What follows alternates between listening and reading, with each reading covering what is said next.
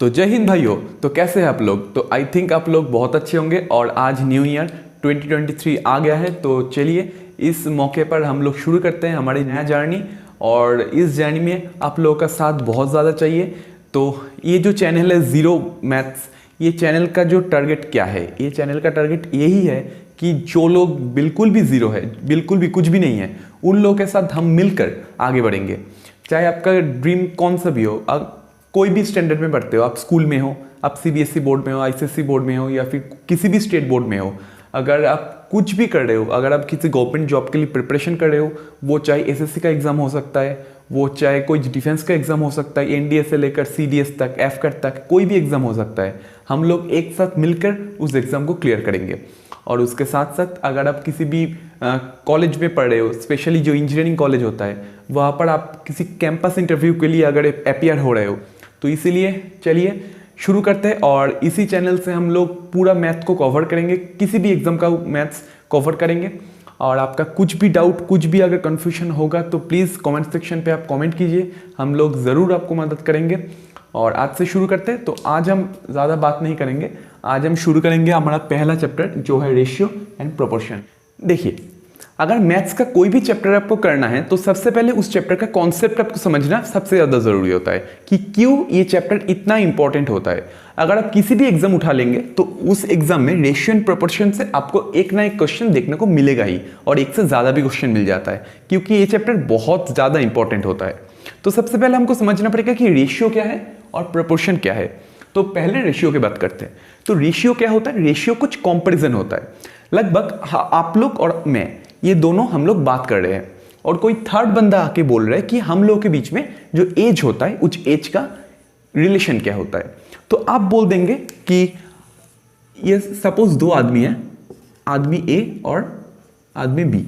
तो ए का जो उम्र है शायद 20 साल, 20 ईयर्स, आपका उम्र 20 ईयर्स है।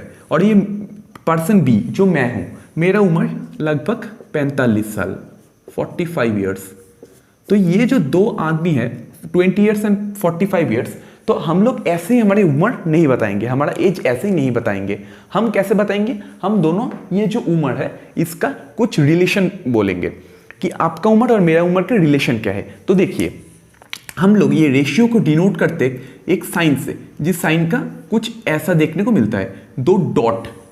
इसी साइन से हम लोग 20 ईयर्स और 45 ईयर्स को हम लोग रिप्रेजेंट करेंगे। कैसे? देखिए, 20 मैंने रेशियो का साइन बोला और 45, इस स्टाइल में हम लोग इसे रिप्रेजेंट कर सकते हैं। 20:45, ये जो साइन होता है, इस साइन को हम प्रोनाउंस कैसे करते हैं?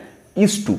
तो 20:45। तो हम कुछ भी दोनों चीज अगर हमारे सामने होगा तो कोई भी दो चीज हम लोग ऐसे रिप्रेजेंट कर सकते हैं। जैसे कि राम एंड मोहित, दो आदमी हैं, तो राम का और मोहित का, ये दोनों का हम लोग रिलेशन कैसे करेंगे? रेशियो के माध्यम से।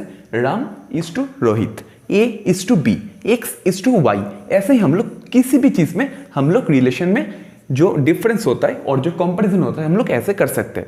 लेकिन एक इंपॉर्टेंट बात होता है कि हम लोग दो डिफरेंट चीजों में ये जो रेशियो होता है हम लोग नहीं लिख सकते। लगभग अगर आप बोलेंगे कि ए का जो उम्र है 20 ईयर्स और बी का जो इनकम होता है, मंथली इनकम 30,000, ऐसे, तो हम लोग कभी भी 20 ईयर्स और 30,000 ये जो रिलेशन होता है, रिलेशन कोई भी रेशियो नहीं लिख सकते, क्योंकि दो डिफरेंट चीज है। तो यह तक हम लोगों को समझ में आ गया कि रेशियो क्या होता है। हम सेम टाइप ऑफ चीज को हम लोग ऐसे ही कंपैरिजन के लिए लिख सकते हैं। ठीक है, तो हम लोग पहले इसको मिटा देते हैं। तो मिट गया। तो देखिए 20 एंड 45, तो हम लोग जब इसको लिखेंगे तो हम, अगर वो थर्ड वाला बंदा हमको पूछेगा कि हम लोग ये क्या है, तो हम लोग बोल देंगे कि 20:45। ठीक है, तो देखिए इसको हम कैसे सिंप्लीफाई कर सकते हैं, कैसे इसको और भी छोटा कर सकते हैं हमारे कैलकुलेशन के लिए। देखिए 20 एक 5 से डिविजिबल होता है, तो हम लोग 20/5 लिख सकते हैं, और 45 भी 5 से डिविजिबल होता है, 45/5 भी लिख सकते हैं। और अगर हम इसको सिंप्लीफाई करेंगे 4 और इसको करेंगे तो 9, तो इसका जो रेशियो होता है 4:9 होता है। ये जो 4:9 होता है यही हमारा रेशियो होता है और डिजायर्ड रिजल्ट होता है। तो ये जो चीज़ होता है इसको हम बोलते हैं रेशियो। तो रेशियो क्या होता है? रेशियो कुछ कंपैरिजन होता है जो सेम टाइप ऑफ चीज़ों के बीच में किया जा सकता है। तो हम लोग कुछ भी अगर सेम टाइप ऑफ चीज़ हो सकता है उसके बीच में ये रेशियो फाइंड आउट कर सकते हैं। तो आप पूछ सकते हैं इस टाइम पे कि सर क्यों हम लोग ये कंपैरिजन करें? हम तो डायरेक्टली बोल सकते हैं कि इसका उम्र 20 साल है और 20 ईयर्स है और इसका उम्र 45 ईयर्स है। हम लोग क्यों ये 4:9 रेशियो क्यों निकालना पड़ेगा? देखिए इधर कोई दिक्कत नहीं होता। हम लोग आप बोल सकते हैं आपकी उम्र 20 ईयर्स है और मेरा उम्र 45 ईयर्स है, लेकिन जब कुछ कॉम्प्लेक्स प्रॉब्लम आ जाता है तब हम ऐसे क्लियरली नहीं बोल सकते। उस टाइम पे हमारे जो रेशियो होता है वो काम आता है। तो कुछ और एग्जांपल देखते लेते हैं। सपोज A:B, तो इसको हम कैसे लिख सकते हैं? इधर तो 20:45 हम लिख सकते हैं और इधर A और B को तो हम भी सिंप्लीफाई भी नहीं कर सकते। तो कैसे लिख सकते हैं? देखिए A और B इसको हम लिख सकते हैं A/B। तो इधर से हमको क्या समझ में आता है? इधर से हमको समझ में आता है कि जो रेशियो होता है वो रेशियो क्या डिनोट करता है? ये रेशियो डिवाइड को रिप्रेजेंट करता है। क्या रिप्रेजेंट करता है? डिवाइड, भाग करना को ये रिप्रेजेंट करता है। तो 20/45 अगर कुछ रेशियो होगा, सपोज मैं बोल देता हूँ कि A का वैल्यू होता है 9 और B का वैल्यू होता है 3। तो ये जो वैल्यू होता है 9 और 3, A का वैल्यू 9, B का वैल्यू 3, जब ये हो जाता है तो हम कैसे लिख सकते हैं? 9/3। 9/3 का मतलब क्या होता है? 3/1। तो इसका जो रेशियो होता है 3:1, ऐसा रेशियो आ जाता है। आपको समझ में आ गया कि रेशियो हम कैसे कर सकते हैं? रेशियो का मतलब होता है जो डिवाइड करना। तो हम लोग ऐसे ही एक नंबर को डिवाइड कर सकते हैं, लेकिन कभी भी रेशियो में डायरेक्ट 3 मत लिख देना। ये जो नंबर आप बोल सकते हैं कि 3/1 सर इसका मतलब तो 3, तो आंसर इक्वल्स टू 3 नहीं। ये जब आप डायरेक्ट आंसर करेंगे तब 3 लिख सकते हैं, लेकिन अब जब रेशियो का चैप्टर कर रहे हैं, रेशियो में सॉल्व कर रहे हैं, तब आपको 3:1 लिखना पड़ेगा, क्योंकि रेशियो कभी भी एक नंबर का नहीं हो सकता। रेशियो के लिए मिनिमम 2 नंबर या फिर मोर देन 2 नंबर्स हो सकता है, लेकिन कभी भी एक नंबर सिर्फ ए का रेशियो निकाल नहीं सकते। ए के साथ कुछ चाहिए, B, C, D, E, F, कितना भी नंबर हो सकता है, उसमें कोई दिक्कत नहीं है। अगर आप 2 से ज़्यादा 200 नंबर का रेशियो निकालना चाहते हैं तो निकाल सकते हैं, लेकिन कभी भी एक सिंपल नंबर का आपको रेशियो नहीं निकाल पाएंगे। इसके लिए मिनिमम 2 नंबर चाहिए। ठीक है, आप लोग समझ गए? तो ये करते करते हम लोग रेशियो में कुछ अलग अलग चीज़ ट्राई करेंगे। कैसे? आपको मालूम होगा एक चीज़ होता है, टर्म होता है रेसिप्रोकल। रेसिप्रोकल, ये रेसिप्रोकल क्या होता है? रेसिप्रोकल का मतलब होता है जो कुछ भी फ्रैक्शनल टर्म होता है। ये फिगर कैसा फिगर है? ये एक फ्रैक्शनल फिगर होता है। कैसा फिगर है? ये एक फ्रैक्शनल फिगर है। फ्रैक्शन फिगर है।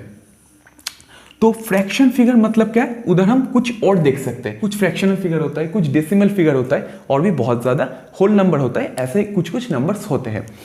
तो ऐसे ही हम लोग जब रेसिप्रोकल निकालते हैं, रेसिप्रोकल हम किसी नंबर का निकाल सकते हैं। इसका मतलब क्या होता है? इसका मतलब होता है 1/that नंबर। 1/that नंबर, इसका मतलब क्या है? सपोज एक फ्रैक्शन है 3/5। इस नंबर का हमको रेसिप्रोकल निकालना है। तो हम लोग क्या करेंगे? जो भी नंबर होगा, 3/5 हो सकता है, 5 हो सकता है, A हो सकता है, X हो सकता है, 10 हो सकता है, कुछ भी हो सकता है, 2/9 हो सकता है, कोई भी नंबर हो सकता है। अगर किसी भी नंबर का हमको रेसिप्रोकल निकालना है, हम लोग कैसे निकालेंगे? देखिए, जस्ट फॉर्मूला क्या है? 1/that number. इसका मतलब क्या है? अगर कोई भी नंबर होगा हम 1 कर देंगे। 1/3/5, 1/5, 1/A, 1/X, 1/10, 1/2/9। तो 1/3/5 मतलब क्या होता है? अगर किसी 1 के नीचे अगर डिनोमिनेटर में कुछ भी नंबर होता है, कुछ भी फ्रैक्शन होता है, तो वो डायरेक्ट उल्टा हो जाता है, ऊपर जाने के टाइम उल्टा हो जाता है। तो क्या होता है? 1 × 5/3 ऐसे हो जाता है। 1 × 5/3 ऐसे नंबर हो जाता है। तो इसका वैल्यू क्या होता है? 5/3, क्योंकि आपको मालूम होगा कि न्यूमरेटर टू न्यूमरेटर मल्टीप्लाई होता है और डिनोमिनेटर टू डिनोमिनेटर मल्टीप्लाई होता है। तो आंसर होता है 5/3। ये नंबर तो 1/5 ऐसे ही ठीक है, ये नंबर भी 1/A ठीक है, ये भी 1/X ठीक है, ये भी 1/10 ठीक है। तो आप लोग बोलिए ये नंबर क्या होगा। इसी सेम टेक्निक से आप लोग बोल सकते हैं। तो अगर सेम टेक्निक हम फॉलो करेंगे 1/2/9, इसका मतलब होता है 2/9 सिर्फ उल्टा हो जाएगा। जो ऊपर में न्यूमरेटर है वो नीचे चला जाएगा और नीचे जो डिनोमिनेटर है वो ऊपर आ जाएगा। तो इसका वैल्यू क्या होगा 9/2, ये होगा इसका वैल्यू। कैसे आ सकता है, सेम प्रोसेस से, ठीक है। तो ये है हमारे रेसिप्रोकल का कॉन्सेप्ट। तो रेसिप्रोकल से हम लोग कुछ रेशियो कैलकुलेट कर सकते हैं। कुछ रेशियो में हमको रेसिप्रोकल का कॉन्सेप्ट चाहिए, इसीलिए मैंने आपको ये बता दिया है। तो देखिए, अगर हम इस टाइम पे 3 नंबर लेना चाहते हैं, ए एक नंबर है, बी एक नंबर है, सी एक नंबर है, तो तीनों नंबर में मैंने आपको थोड़ी देर पहले बोला है कि रेशियो निकालने के लिए आपको मिनिमम 2 नंबर चाहिए, एक से ज्यादा नंबर चाहिए। तो इधर हमारे पास 3 नंबर है, तो 3 नंबर हम निकाल सकते हैं। आप इधर अनलिमिटेड नंबर लगा सकते हैं, लेकिन एक मिनिमम नंबर से नहीं हो सकता, मिनिमम 2 नंबर चाहिए। तो ए, बी एंड सी तीनों नंबर है हमारे पास। तो रेशियो का क्या साइन होगा, रेशियो का साइन हम लोग दे देंगे A:B:C, ऐसे हम दे देंगे। तो इसका कुछ इमेजिनरी वैल्यूज दे देते हैं जो हमारे कुछ काम के लिए होगा। शायद इसका वैल्यू हम दे सकते हैं 5 दे सकते हैं। B का वैल्यू हमको मालूम नहीं है, ठीक है, और C का वैल्यू हम 3 दे सकते हैं। तो जब A:B:C ऐसे हम लोग वैल्यूज दे सकते हैं। तो कैसे करेंगे, देखिए 5/? ये एक वैल्यू हो सकता है, ये क्या होगा A/B, इसका वैल्यू होगा 5/? और जब हम B और C के बीच में देखेंगे जो रिलेशन होता है, तब कैसे लिख सकते हैं B/C = (?3).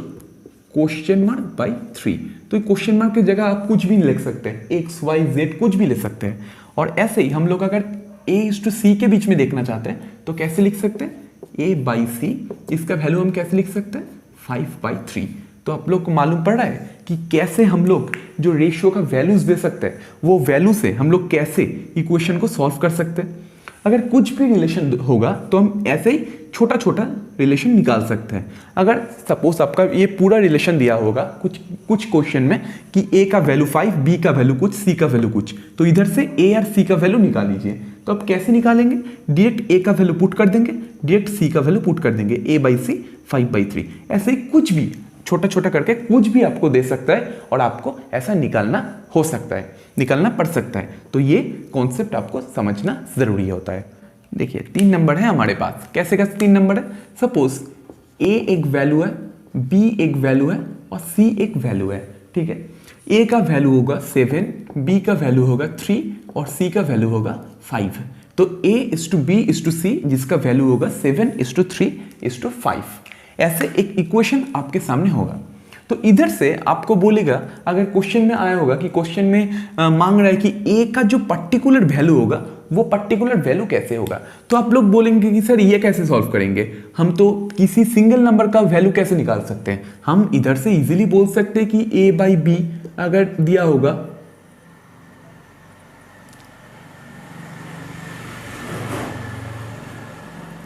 तो अगर A/B ये वैल्यू अगर मांगता होगा तो हम लोग इजीली लिख सकते हैं कि 7/3, क्योंकि हम थोड़ी देर पहले ही इसको देख चुके हैं। अगर B/C ये मांगेगा तो हम लोग इजीली लिख सकते हैं कि 3/5।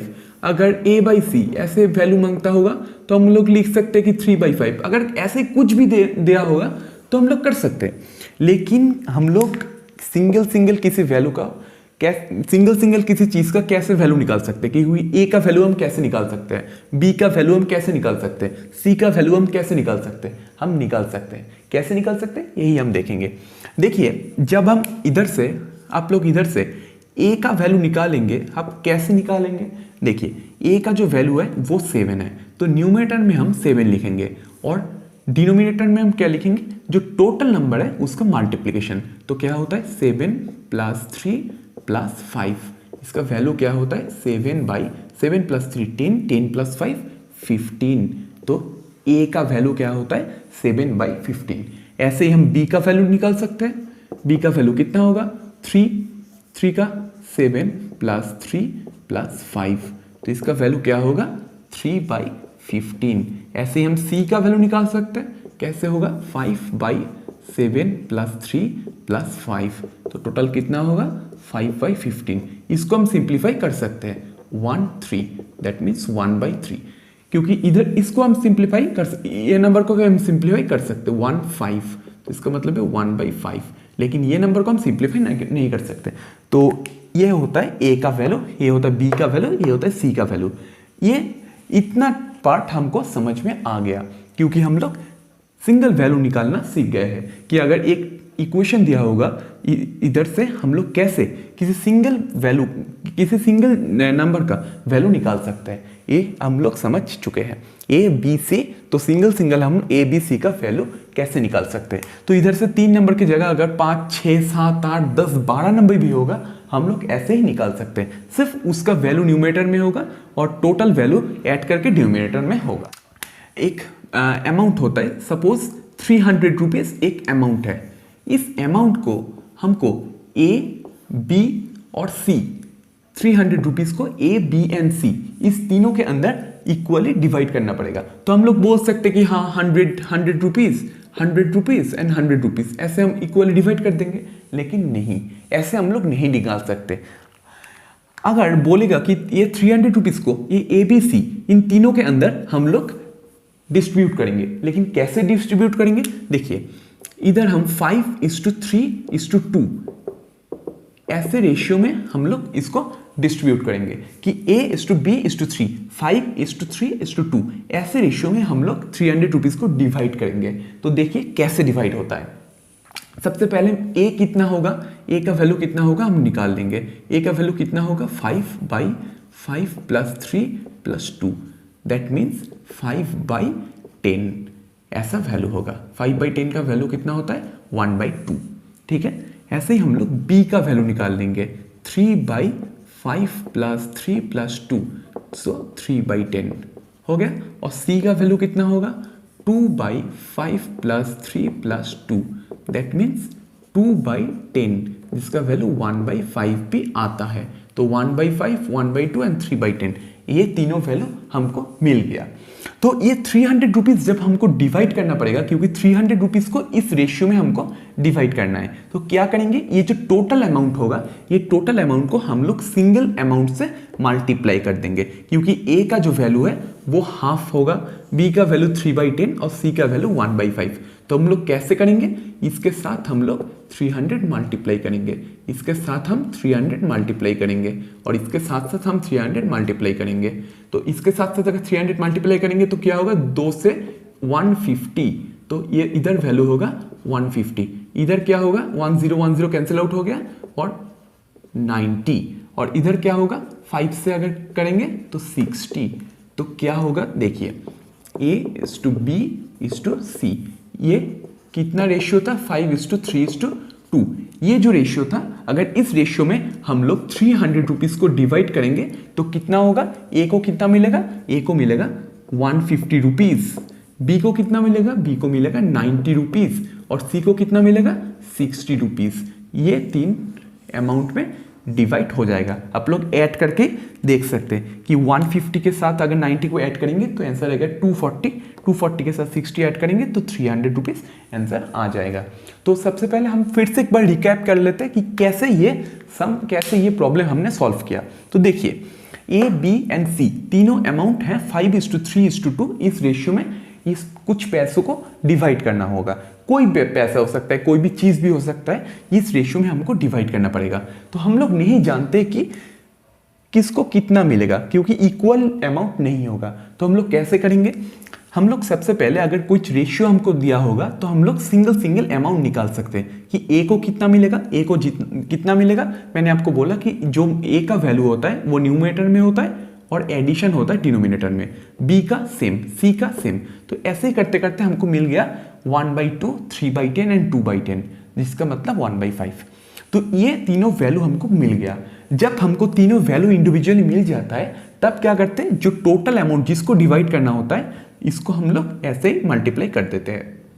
तो मल्टीप्लाई करने के बाद हमको 150, 90 एंड 60 ये आंसर मिलेगा। पास एक नया प्रॉब्लम होगा, कैसे क्या होगा, A:B इसका कुछ वैल्यू होगा, B:C इसका कुछ वैल्यू होगा, C:D इसका कुछ वैल्यू होगा। ये वैल्यूज क्या है, 4:5 ये तीनों वैल्यू हमको गिवन है, हमारे पास गिवन है कि A:B इसका वैल्यू होगा 8:15, B:C का 5:8 एंड C:D का 4:5। तो इधर से हमको जो पूछने वाले ये लोग कि A:B:C:D इसका वैल्यू क्या होगा, A:B:C:D इसका वैल्यू क्या होगा। देखिए समझिए, हमारे पास A और B का वैल्यू है, B और C का वैल्यू है, C और D का वैल्यू है। तो हम लोग कैसे सॉल्व कर सकते हैं?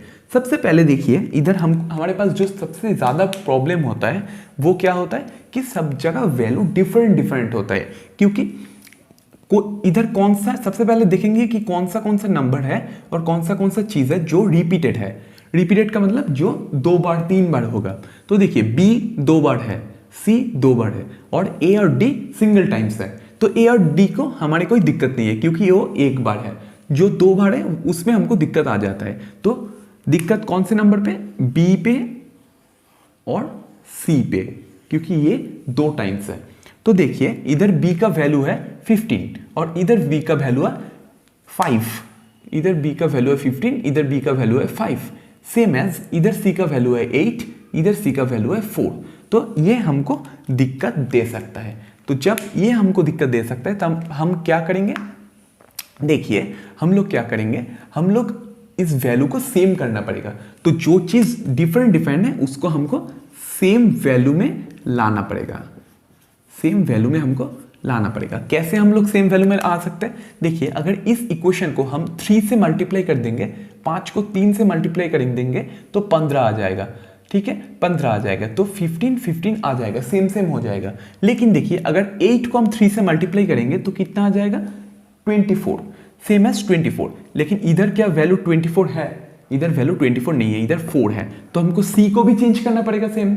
तो चलिए करते हैं। तो पहले जो इक्वेशन है A:B जिसका वैल्यू है 8:15 उसको हम एज इट इज रखने देते हैं, कोई प्रॉब्लम नहीं है। दूसरा इक्वेशन B:C जिसका वैल्यू है 5:8, इसको अगर हम 2 से मल्टीप्लाई कर देंगे, अब 2 से सॉरी इसको हम 3 से अगर मल्टीप्लाई कर देंगे और ये पहले वाला जो इक्वेशन है उसको 1 से मल्टीप्लाई कर देंगे। क्यों?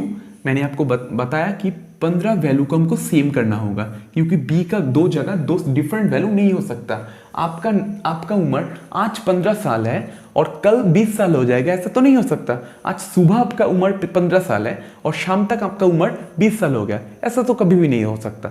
इसीलिए इधर भी 15 वैल्यू होगा B का और इधर 5 वैल्यू होगा, ये तो नहीं हो सकता। तो हमको वैल्यू सेम करना पड़ेगा। सेम करने के लिए हम क्या करेंगे?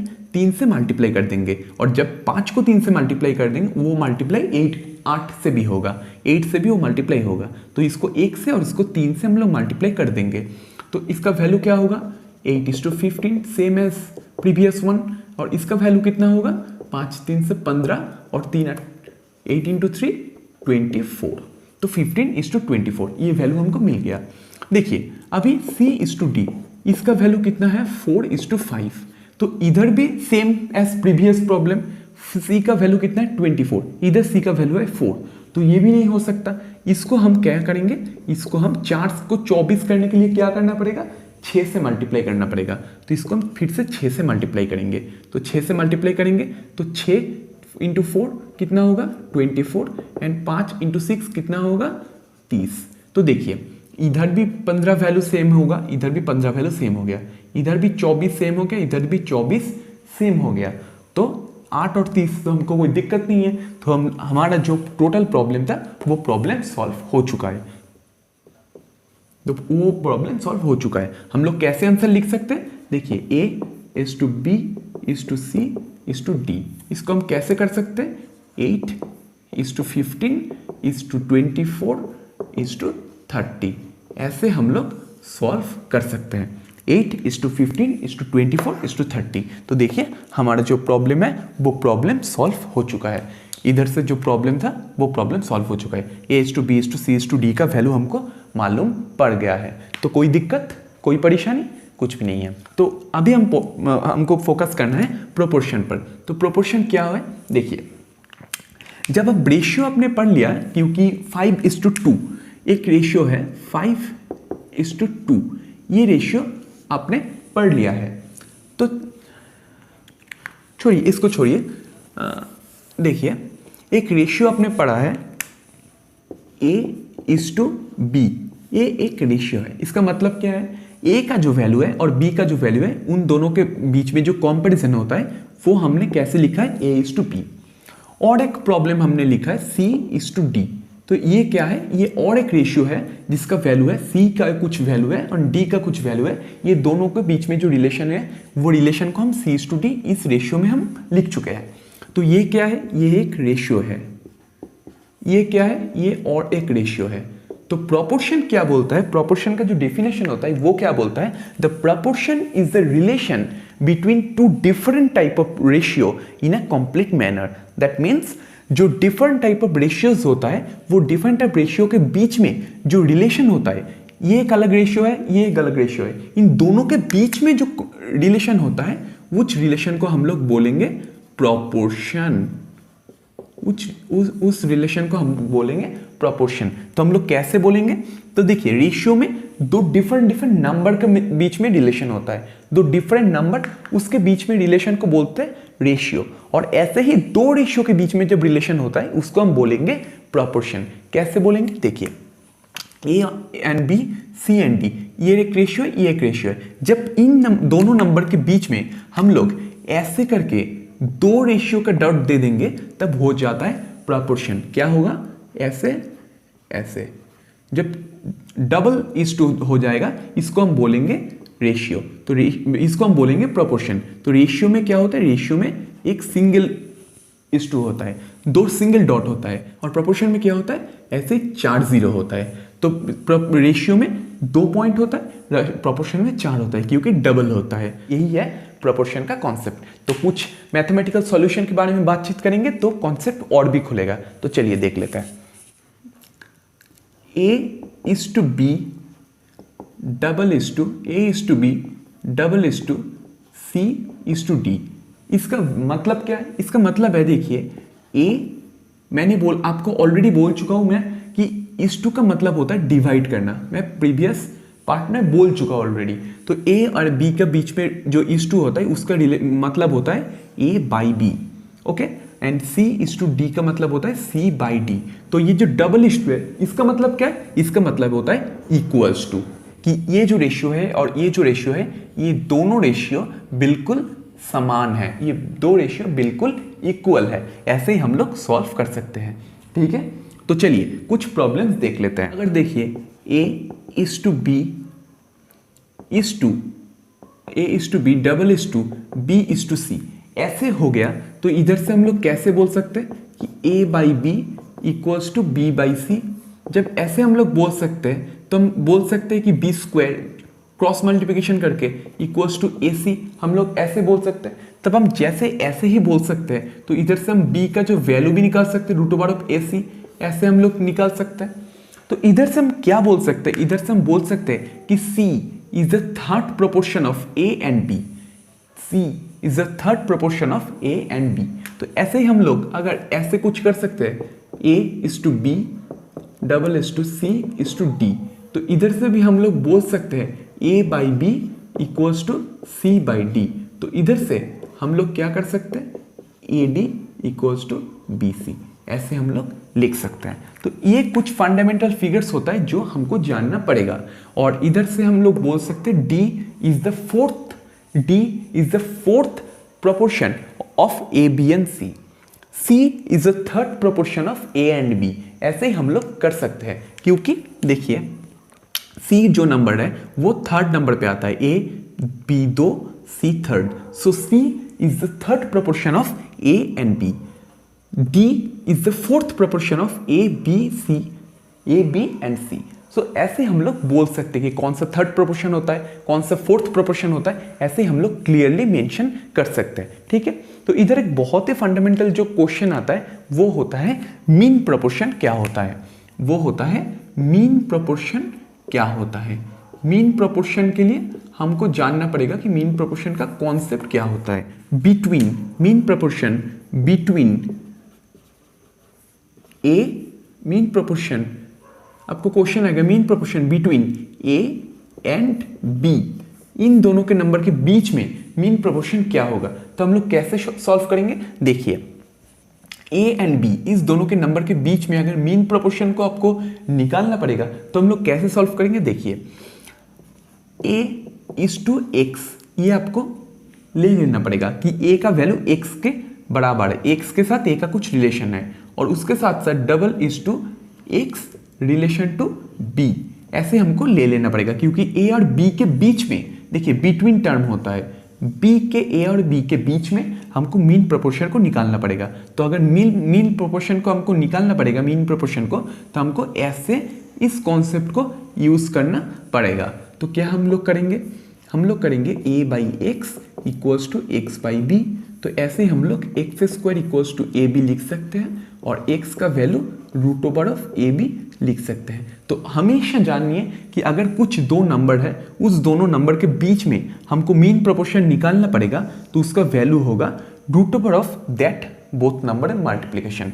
ओके, सो अगर कोई भी नंबर समझिए, कोई भी नंबर अगर सपोज दो नंबर होगा 5 और 3, अगर ये दोनों नंबर के बीच में आपको मीन प्रोपोर्शन आपको निकालना पड़ेगा, तो आप लोग कैसे निकाल सकते हैं दो नंबर के बीच में मीन प्रोपोर्शन? अगर दो नंबर के बीच में मीन प्रोपोर्शन आपको निकालना पड़ेगा, आप ऐसे √5 × 3 ऐसे निकाल सकते हैं, √15। तो देखिए इधर हम एक प्रॉब्लम को सॉल्व करेंगे जो बहुत ही इंपॉर्टेंट होता है आपके कॉन्सेप्ट के लिए। हम लोग वो प्रॉब्लम को अभी सॉल्व करेंगे। उस प्रॉब्लम को हम लोग सॉल्व करेंगे। कैसे सॉल्व करेंगे? देखिए क्वेश्चन दिया हुआ है कि 3 कॉइन है, 1 रुपए का कॉइन है, 50 पैसा 50 पैसा का कॉइन है, और 25 पैसा 25 पैसा का कॉइन है। 1 रुपए का कॉइन है, 50 पैसा का कॉइन है, और 25 पैसा का कॉइन है। ये किस रेशियो में है? ये रेशियो है 4:5:6। इस रेशियो में तीनों कॉइन हमको दिया हुआ है, ठीक है। तो शायद 1 रुपए का अगर कुछ कॉइन होगा, 50 पैसा का कुछ कॉइन होगा, 25 पैसा का कुछ कॉइन होगा, तो ये टोटल को हमको अगर ऐड करेंगे तो कुछ ना कुछ तो पैसा आएगा, कुछ ना कुछ तो रुपीस तो आएगा हमारे पास। तो वो जो टोटल वैल्यू है, वो टोटल पैसा कितना होगा? टोटल 64 रुपीज हमारे पास है। ऐसे करते करते 64 रुपीज हमारे पास है। तो हमसे क्या पूछ रहा है? हमसे पूछ रहे हैं कि इंडिविजुअली बताइए कौन सा पैसा कितना है, कौन सा पैसा उसका कॉइन कितना नंबर ऑफ कॉइन्स हमारे पास है। हमको तो 4, 5 और 6 इस रेशियो में है। हम तो नहीं बोल सकते कि 4 कॉइन है, 5 कॉइन है, 6 कॉइन है। हम तो ऐसे नहीं बोल सकते। हम लोग क्या करेंगे वो समझना पड़ेगा। देखिए हम आज जो रेशियो को सॉल्व कर रहे थे, तो पहले ही आपको बोल दिए थे कि रेशियो जब आप सॉल्व करेंगे, प्रोपोर्शन आप जब करेंगे, तो सेम टाइप ऑफ नंबर के बीच में हमको रेशियो निकालना पड़ेगा। हम ऐसे नहीं बोल सकते कि हम एज के साथ आप इनकम को रेशियो निकालने जा रहे हैं। अगर कुछ आपके साथ कुछ एग्जाम के मार्क्स के साथ आप किसी का एज निकालना जा रहे हैं, ये दोनों हम रेशियो में नहीं कर सकते। अगर रेशियो में कुछ निकालना होगा तो सेम टाइप ऑफ चीज को आपको निकालना पड़ेगा। सेम यूनिट में होना बहुत जरूरी होता है, तब भी हम रेशियो में निकाल सकते हैं। तो इधर देखिए, इधर 1 रुपए में है, रुपीज में है, और ये दोनों पैसे में है। तो ये तो सेम में नहीं हुआ। तो आपको क्या करना पड़ेगा? हमको नहीं तो इस पैसे को रुपीज में कन्वर्ट करना पड़ेगा, नहीं तो इस रुपीस को पैसे में कन्वर्ट करना पड़ेगा। तो सोचिए, 2 पैसे को रुपीस में कन्वर्ट करने के लिए हमको ज्यादा एफर्ट देना पड़ेगा। तब हम 1 रुपीस को अगर पैसे में कन्वर्ट करेंगे तो कम एफर्ट में हो जाएगा। तो चलिए इसको कन्वर्ट करते हैं। तो 1 रुपीस का मतलब क्या होता है? 1 रुपीस का मतलब होता है 100 पैसा। तो इधर हमारे पास 100 पैसा, इधर हमारे पास 50 पैसा, इधर हमारे पास 25 पैसा। ऐसे 3 नंबर हमारे पास है। ओके, ये नंबर का रेशियो कितना है? 4। इस नंबर का रेशियो कितना है? 5। इस नंबर का रेशियो कितना है? 6।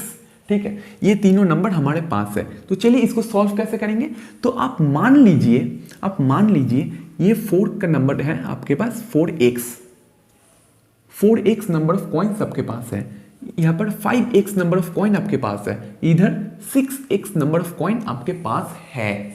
ऐसे नंबर ऑफ कॉइन्स आपके पास है, और ऐसे ही नंबर ऑफ कॉइन्स आपके पास होते हुए आपके 64 रुपीज आपके पास हो गए हैं। ठीक है, तो अगर 100 पैसा का एक कॉइन होगा और ऐसे आपके पास 4x नंबर ऑफ कॉइन होगा, तो अब टोटल कितना होगा? देखिए आपके पास 2 रुपए है और 5 कॉइन है, तो 2 रुपए करके 5 कॉइन आपके पास होगा। तो 2 रुपए 2 रुपए 2 रुपए 2 रुपए 2 रुपए ऐसे करके कितना होगा, 2 × 5 10 रुपीज आपके पास होगा। ऐसे ही हमको सॉल्व करना पड़ेगा। 100 पैसा आपके पास एक कॉइन में है, ऐसे ही 4x नंबर ऑफ कॉइन्स आपके पास होता है। तो टोटल कितना हो गया इधर से, टोटल इधर से हो गया 400x, इतना रुपीस हो गया। इधर से कितना हो गया, इधर से हो गया 250x, इधर से कितना हो गया, इधर से 5 × 6 30 0 3 6 2 12 एंड 3 15 150x। तो ऐसे तीनों रुपीस हमको, तीनों पैसा हमको मिल गया। तो ठीक है, तीनों पैसा हमको मिल गया। तो इधर से हमको क्या करना पड़ेगा, ऐड कर देते हैं, क्योंकि टोटल वैल्यूज हमको निकालना होगा। तो टोटल वैल्यूज हमको निकालने के लिए हम क्या करेंगे, 800x, ठीक है, क्योंकि 250 और 150 को ऐड करेंगे तो 400 आ जाएगा, 400 का 400 800x। तो 800x का जो वैल्यू है वो वैल्यू क्या है आपको मालूम है ना, 64। लेकिन 64 क्या है, रुपीज में है, और ये क्या है, ये पैसे में है। तो इसलिए हमको क्या करना पड़ेगा, इस रुपीस को भी पैसे में कन्वर्ट करना पड़ेगा। तो रुपीस को पैसे में कन्वर्ट करने के लिए 100 से मल्टीप्लाई करना पड़ता है, क्योंकि आपको मालूम है 1 रुपीज इक्वल्स टू 100 पैसा। तो इसका वैल्यू क्या होता है, 6400 पैसा।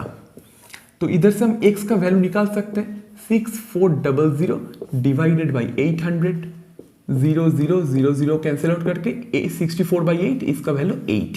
तो x का वैल्यू 8 आ गया है। जब x का वैल्यू आपको 8 मिल गया है, तब हम ऐसे ही इधर से डायरेक्ट वैल्यू को इधर पुट कर सकते हैं कि कितना पैसा होगा। पहले 100 पैसा कितना था, 4 × 8 जिसका वैल्यू है 32। इधर कितना था, 5 × 8 जिसका वैल्यू है 40। इधर 6 × 8 जिसका वैल्यू है 48। तो इधर 48 पीस, इधर 40 पीस, इधर 32 पीस, 48 पीस। ऐसे इतना नंबर ऑफ कॉइन्स हमारे पास है। 32 piece of 1 rupee coin, 40 piece of 50 paisa and 48 piece of 25 पैसा। इतना करके इतना कॉइन्स हमारे पास होगा, तभी हम 64 रुपीस को टोटल ले सकते हैं। अगर आपके कोई शक है, कोई दिक्कत है, तो आप मल्टीप्लाई करके भी देख सकते हैं कि अगर 32 पीस 1 रुपी का है तो इधर से 32 रुपीस बन गया, तो 64 से 32 रुपीस ऑलरेडी चला गया, तो टोटल रह गया 32 रुपीस। और 50 पैसा करके 40 कॉइन है, तो 40 कॉइन अगर 50 पैसा होगा तो कितना होगा, 20 रुपया होगा, क्योंकि ये आधा पैसा है। तो इसको मल्टीप्लाई करेंगे तो 20 रुपया। तो 32 से फिर से 20 चला गया तो 12 रुपया जो हमारा निकल के आएगा।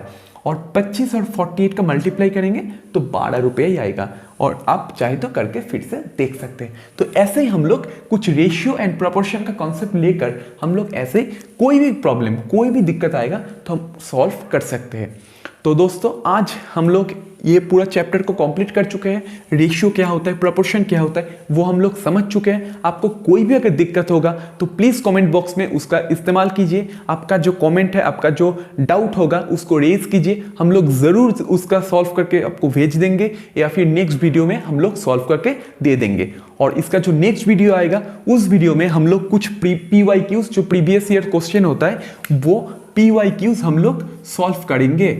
PYQs को हम जरूर सॉल्व करेंगे। और उसके साथ साथ बहुत सारे प्रैक्टिस सेट भी होता है जो हम लोग दे सकते हैं आपको प्रैक्टिस करने के लिए। और अगर आपको ये इनिशिएटिव अच्छा लगा और ये जो कुछ भी आप नया सीख पाए, कुछ ऐड ऑन हो पाए आपकी नॉलेज के ऊपर, तब प्लीज़ इस वीडियो को लाइक कीजिए और चैनल को सब्सक्राइब कीजिए और हमारे चैनल के साथ जुड़े रहिए।